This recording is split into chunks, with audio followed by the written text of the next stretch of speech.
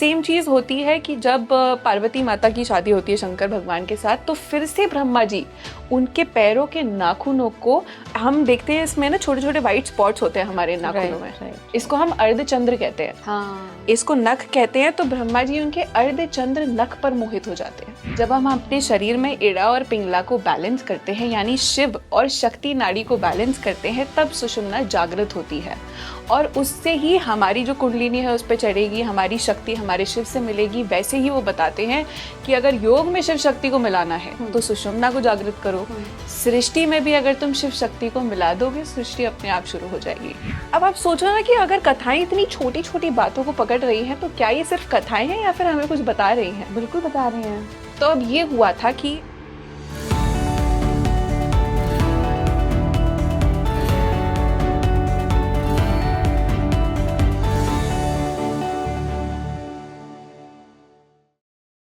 नमस्कार इंडिया, आप देख रहे हैं स्पीकिंग ट्री। मैं हूं आपके साथ एला गोस्वामी और देखिए स्टूडियो में बहुत ही स्पेशल मेंबर आज हमारे साथ जुड़ रहे हैं, सूजी बोले। जी हाँ, जिनको आप सूजी बोले के नाम से जानते हैं, वो कोई पर्सन नहीं है। सूजी बोले वो इशिता शर्मा हैं, जो कि सूजी बोले के नाम से एक चैनल चलाती हैं। उस पर बहुत ही इंटरेस्टिंग वीडियोज़ डालती हैं और सबसे बड़ी बात ये है कि जो वो डालती है ना, उसका यूथ पर इम्पैक्ट बहुत अच्छा पड़ रहा है। तो चलिए सीधा आपको मिलवाते हैं सूजी बोले AKA also known as Ishita Sharma से। Welcome Ishita. Thank you so much. Thank you, it's a pleasure being here. Yes yes. Ishita, आपसे थोड़ा सा पहले कॉन्वर्सेशन हम कर रहे थे अभी शूट शुरू होने से पहले, तो आपने भी अपने कई सारे ऐसे किस्से बताए कि भाई मेरे को लोग सूजी बोले ही समझते थे। तो ऐसा हुआ है कि किसी ने बोला, हमें ऐसा लगा था कि आपका फर्स्ट नेम सूजी है और सेकंड नेम बोले है। तो एग्जैक्टली आपका नाम क्या है? तो मैंने फिर बताया कि सूजी बोले पुराणों से ही आता है, जिसके बारे में श्रवण करते करते हमारा जीवन व्यापन हो रहा है और आगे भी यही इरादा है। तो यही था कि काफ़ी सारे इंस्टेंसेस ऐसे हो चुके हैं। एक्चुअली पहले मैं सोच रही थी ना कि मैं अपने ऑडियंस को इंट्रोड्यूस करूंगी आपको इशिता शर्मा से, फिर मुझे लगा नहीं यार, सूजी बोले को सब जानते हैं तो पहले तो मैं सूजी बोले ही बोलूँगी। But welcome on speaking tree Ishita. हमें बहुत अच्छा लग रहा है आज का पॉडकास्ट शूट करने में, क्योंकि पहले भी जैसे जो हमारी कॉन्वर्सेशन रही है काफ़ी इंटरेस्टिंग थी। तो चलिए शुरू करते हैं। सबसे पहले हम बात कर लेते हैं ह्यूमन क्रिएशन पर। तो मैं ह्यूमन क्रिएशन के बारे में जानना चाहती हूँ कि क्या पौराणिक कथाएं हैं, कहाँ क्या क्या वर्णन है, सब बता दीजिए आज। सबसे पहली बात तो ह्यूमन क्रिएशन में हम कितनी सारी कथाएं सुनते हैं कि भगवान के 10 अवतार जो हैं वो उस पर बेस्ड हैं, कि जैसे भगवान ने मत्स्य अवतार रखा, उसके बाद वो इवॉल्व होते गए, तो वो एवोल्यूशन पे आता है। पर जब हम ह्यूमन क्रिएशन की बात करते हैं तो इस पृथ्वी को जिस पे हम रह रहे हैं उसको बनाते समय ब्रह्मा जी इतने ज़्यादा परेशान हो गए थे, क्योंकि वो बार बार 6 प्रकार की सृष्टि बनाई उन्होंने। अच्छा। बार बार सृष्टि बनाए वो, पर उनको एक ऐसा कुछ सोल्यूशन नहीं मिल रहा था कि ये सृष्टि अपने आप कैसे चलेगी। कि मैं बना तो दूंगा पर मैं एक एक जीव को थोड़ी ना बनाऊंगा, इस सृष्टि को अपने आप चलना चाहिए। तो जो ह्यूमन क्रिएशन है, सृष्टि का क्रिएशन है, वो ब्रह्मा जी ने भी एक बहुत ही व्यथित होकर उन्होंने विष्णु भगवान को याद किया। उन्होंने कहा कि प्रभु अब हम क्या करें? तो प्रभु ने कहा कि जब भी टेंशन हो जीवन में, महादेव को याद करो आंख बंद करके, बस। तो उन्होंने आंख बंद करी, चिंतन किया महादेव का। तो महादेव ब्रह्मा जी के नाक से लेकर उनके मध्य भाग में से अर्धनारीश्वर रूप में निकलते हैं। और वहाँ से फिर ब्रह्मा जी जब उनको अर्धनारीश्वर रूप में देखते हैं माता पार्वती के साथ, शंकर भगवान एक ही शरीर में, तब उनको समझ में आता है कि इस सृष्टि में एक शतरूपा की ज़रूरत है और एक मनु की ज़रूरत है, जिनसे ये सृष्टि अपने आप ही आगे बढ़ती चली जाएगी, इवॉल्व होती रहेगी, प्रोक्रिएट होती रहेगी और ऐसी ये सृष्टि बनेगी। तो जो सबसे पहला ह्यूमन क्रिएशन की जो कथा आपको शिवपुराण में मिल जाएगी ये कथा, तो तब से ये बात शुरू होती है। और सबसे ब्यूटीफुल बात जो इस कथा के बारे में और हमारे शंकर भगवान के बारे में ये है कि हर कथा में वो एक योग या फिर फिलॉसफी सिखाते हैं। अच्छा। इस कथा में ये था कि उनके नाक और मध्य भाग में से शंकर भगवान का प्रकट होना रिप्रेजेंट करता था कि जो हमारी नाक और मध्य भाग होता है वो सुषुम्ना नाड़ी को रिप्रेजेंट करता है। जब हम अपने शरीर में इड़ा और पिंगला को बैलेंस करते हैं, यानी शिव और शक्ति नाड़ी को बैलेंस करते हैं, तब सुषुम्ना जागृत होती है और उससे ही हमारी जो कुंडलिनी है उस पर चढ़ेगी, हमारी शक्ति हमारे शिव से मिलेगी। वैसे ही वो बताते हैं कि अगर योग में शिव शक्ति को मिलाना है तो सुषुम्ना को जागृत करो। सृष्टि में भी अगर तुम शिव शक्ति को मिला दोगे, सृष्टि अपने आप शुरू हो जाएगी। अच्छा, तो यहाँ से ब्रह्मा जी को आइडिया आया बिल्कुल। कि अब मेरे को मैनुअली नहीं करना पड़ेगा, सब कुछ ऑटोमेटिक। ऑटोमेटिकली हो जाएगा। तो क्या मतलब ह्यूमन क्रिएशन से ही जुड़ी ये शिव और शक्ति की कहानी भी है, इनके विवाह की कहानी, मतलब पहले सती से विवाह हुआ फिर पार्वती, मतलब ये वाली कहानी भी क्या इसी से जुड़ी है? देखो, भगवान ने सृष्टि क्रिएट कर दी, अब सृष्टि में करना क्या है, कैसे क्या होगा, कब कब क्या क्या हो सकता है और उससे डील कैसे करना है, अब क्वेश्चन ये आता था। जब एक क्वेश्चन सॉल्व हो गया तो उसके बाद दूसरा क्वेश्चन तो उठेगा ही। जिज्ञासा तो निरंतर रूप से चलती ही रहती है, थमने वाली तो है नहीं।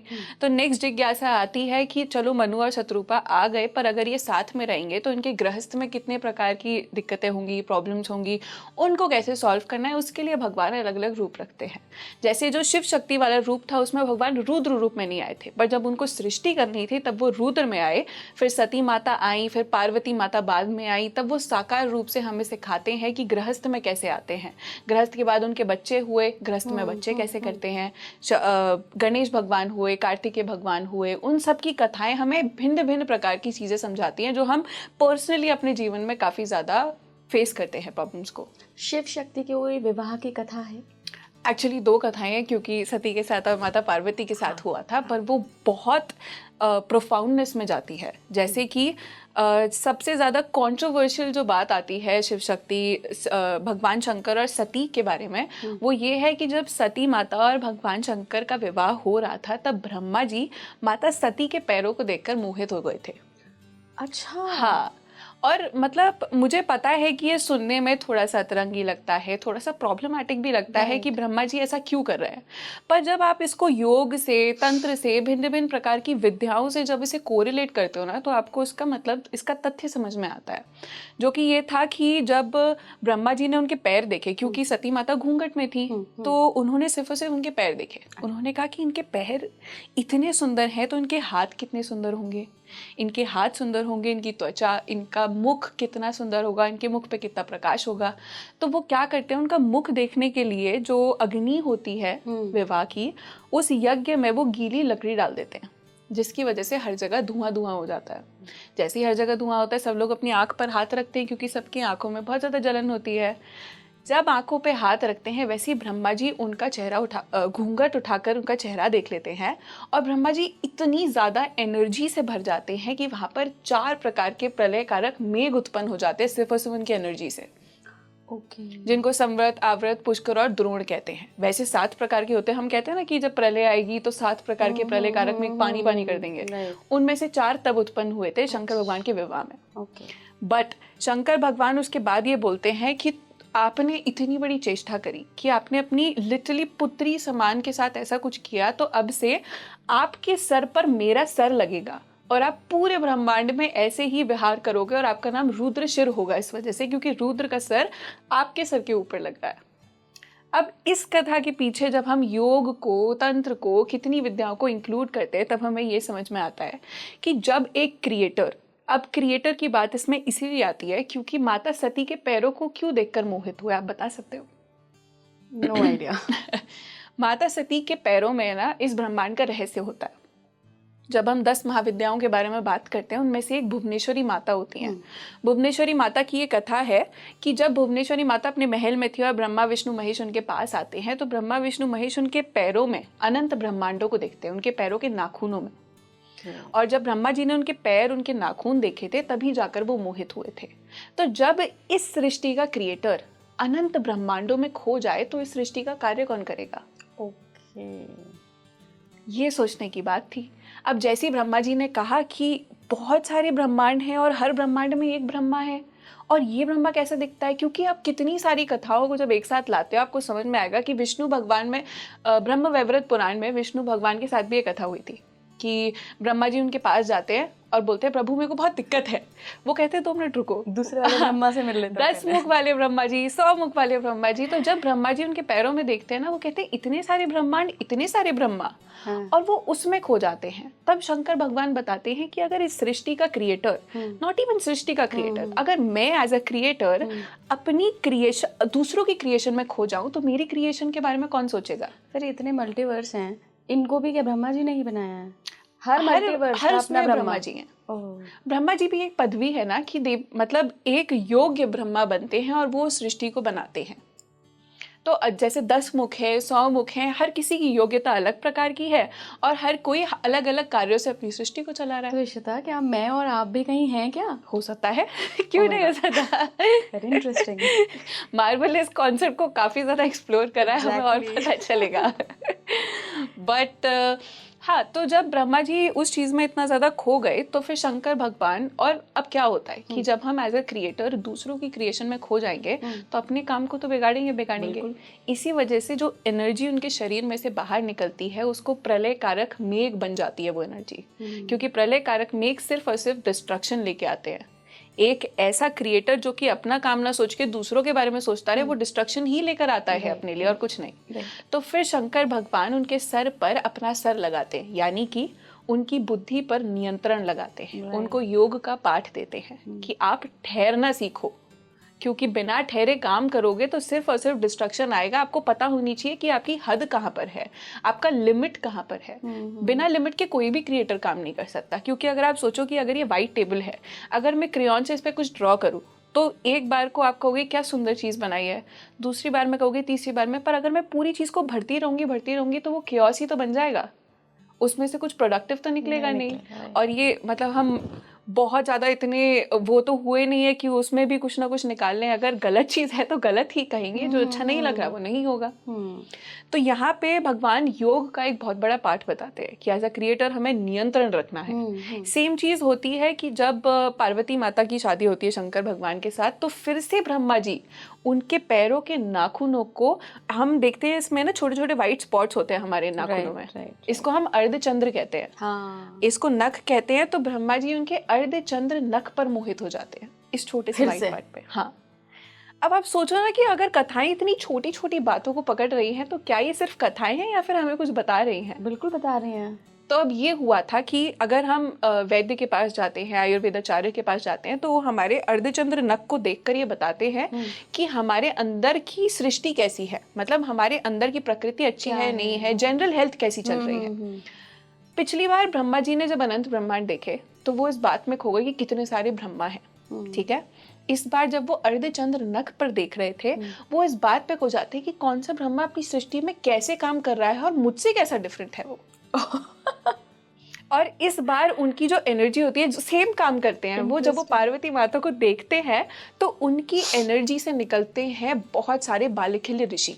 बालिखिल ऋषि ने ऋग्वेद का मंडल भी लिखा है, साथ में वो अभी ये कथा का नेक्स्ट पार्ट है कि जब शिव जी देखते हैं तो फिर से क्रोधित होते हैं कि भैया क्या हो गया, पर वो कहते हैं कि ये सब बालिखिल ऋषियों को बोलो कि ये जाकर सूर्य के शिष्य बनेंगे। अच्छा, सूर्य के शिष्य बनने का जो अर्थ होता है वो ये होता है कि अगर आप एक ऐसे एनर्जी से उत्पन्न हुए हो जो कि आपको अपना काम छोड़ के हर दूसरे के काम में दखल देने को कह रही है, तो अपने काम पर कैसे नियंत्रण रखना है, एक डिसिप्लिन से नियंत्रण रखना है, जो कि आपको सूर्य सिखाता है। जो इस सृष्टि में एक ही टाइम पर आता है, सृष्टि का पूरा संचालन करता है, हर किसी को अपनी ऊर्जाओं से बढ़ाता है और ज़्यादा ग्रो करने में हेल्प करता है, और उसके बाद वो उसी टाइम पे अस्त हो जाता है, फिर से अपने काम करने में आ जाता है। तो वो डिसिप्लिन सीखना बहुत ज़रूरी है। तो एक क्रिएटर का कुछ काम करना, उसका वो प्रोडक्ट निकलना, उस प्रोडक्ट का कहाँ पर जाकर क्या होना, ये हमारी कथाएं बताती हैं। इट वॉजंट जस्ट अबाउट कि ब्रह्मा जी ने रैंडम दिन कुछ डिसाइड किया कि ऐसा कुछ करेंगे, नहीं, हर कथा के पीछे एक तथ्य होता है, एक सार होता है। और ओवर टाइम बी इट विकृतियाँ करी गई, थोड़ी सी त्रुटियाँ हुई लोगों के ज़रिए या फिर बाहर से लोग आए, उन्होंने कुछ ना कुछ ऐड किया, पर कहीं ना कहीं चीज़ों को समझने का अगर हम श्रद्धा रखते हैं ना तो एक सार मिल जाता है हमें, वो त्रुटियों के बीच में भी चीज़ें समझ में आ जाती हैं। तो that was the whole point behind the story. और मेरे को बहुत ही फैसिनेटिंग लगती है कि शिव शक्ति का विवाह, मतलब जो मिलन है वो इतनी बड़ी चीज़ है, पर मिलन के बीच में जो बाधा आ रही है वो क्या रिप्रेजेंट करता है। बट इशिता, फिर जब सती के साथ ये गलती ब्रह्मा जी कर चुके थे और शिव जी ने उनके सर पर अपना सर लगा दिया, तो उनको बुद्धि तो आ जानी चाहिए थी, फिर दोबारा वही जाके काम कर रहे हैं। फिर बुद्धि आने का फायदा क्या? बुद्धि आने का फायदा ये था कि ये भी एक बहुत बड़ी पहली बात तो बहुत अच्छा क्वेश्चन, ये बात होती है कि हमें अपनी गलतियों से सीखकर निरंतर रूप से आगे बढ़ना होता है। वो हम डिसाइड करते हैं कि क्या होता है। यहाँ पर ब्रह्मा जी एक सृष्टि के संचालक को नहीं, जब हम कथा पढ़ते हैं ना, अब आप ये समझिए कि हर देवता की पदवी क्यों बताई जाती है, कि इंद्र की पदवी है, ब्रह्मा की पदवी है, क्यों? ताकि हम उन कथाओं में अपने आप को रिप्लेस कर सकें। हमारे लिए बहुत इजी है ये समझना कि ब्रह्मा जी की पदवियां बदल सकती हैं। तो अगर हम इस पदवी पे बैठकर देखें, हम अगर क्रिएटर हैं, अगर हम चीज़ों में बह जाएं, हम किसी ऊर्जा से बह जाएं और अपने काम पे फोकस ना करें, तो क्या कॉन्सिक्वेंसेस हो सकते हैं। तो वो इस चीज़ को रिप्रेजेंट करते हैं कि हाँ, मैंने ये समझ लिया कि इनके नाखूनों पर मोहित नहीं होना, पर अगर मैं इनके अर्धचंद्र नख पर मोहित हो जाऊं तो अच्छा, बेचारे भोले थे, कहते कोई बात नहीं, नाखून नहीं देखना चलेगा, बट वो अर्धचंद्र देख सकते तो वो यही है कि कथा थोड़ी सी हमें ऐसी लगती है कि शायद से डिफ़िकल्ट चीज़ें बता रही है, हम देख नहीं पा रहे हैं ब्रह्मा जी को ये सब करता हुआ, but it's not about Brahma ji, it's about us, कि हम क्रिएटर हो तो हम क्या नहीं करना चाहिए हमको। बिल्कुल।